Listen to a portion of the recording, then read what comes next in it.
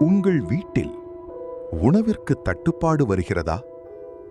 எவ்வளவு சம்பாதித்தாலும் பணம் கையில் தங்கவில்லையா?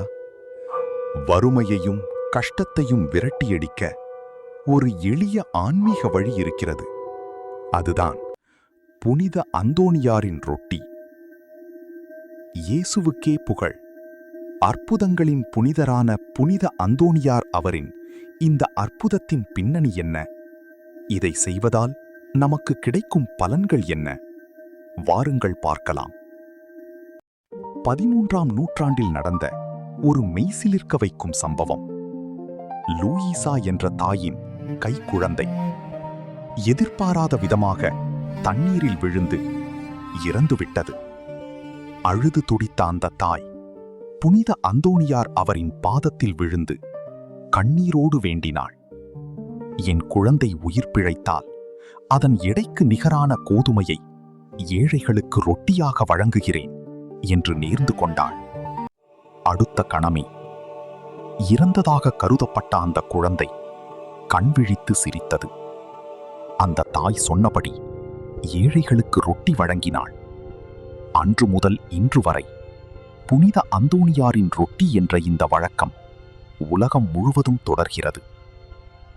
அதிசயங்களை செய்யும் அன்பு தந்தையே, புனித அந்தோணியாரே, வறுமையிலும் நோயிலும் மனக்கவலையிலும் வாடும் எங்களை உமது கருணைக் கண்ணால் நோக்கி அருளும். அன்று அன்னை லூயிசாவின் கண்ணீரைக் கண்டு அவரது குழந்தைக்கு உயிரளித்து வறுமையை நீக்கியது போல எங்கள் வாழ்க்கையிலும் அற்புதங்களை செய்தருளும். உமது பரிந்துரையால் எங்கள் தேவைகள் அனைத்தும் நிறைவேறவும், எங்கள் இல்லங்களில் மகிழ்ச்சியும் அமைதியும் நிலைத்திருக்கவும் இறைவனிடம் எங்களுக்காக வேண்டிக் கொள்ளும். ஆமீன். இந்த தர்மத்தை செய்வதால் பல ஆன்மீக பலன்கள் கிடைக்கின்றன. 1. வறுமை அகலும்.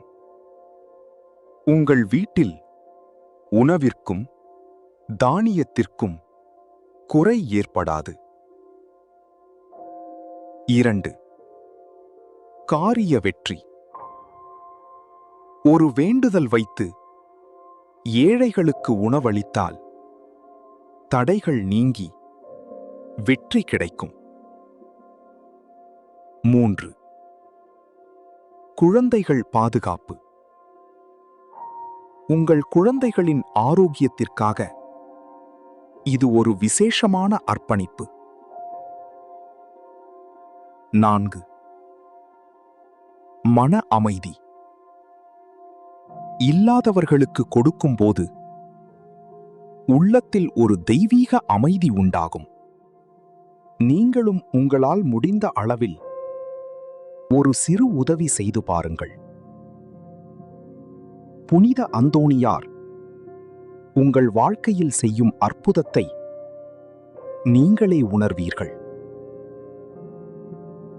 பிதா, சுதன், பரிசுத்த ஆவியின் பெயராலே.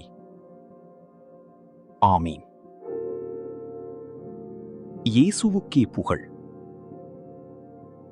மரியே வாழ்க. புனித அந்தோணியாரின் அருள்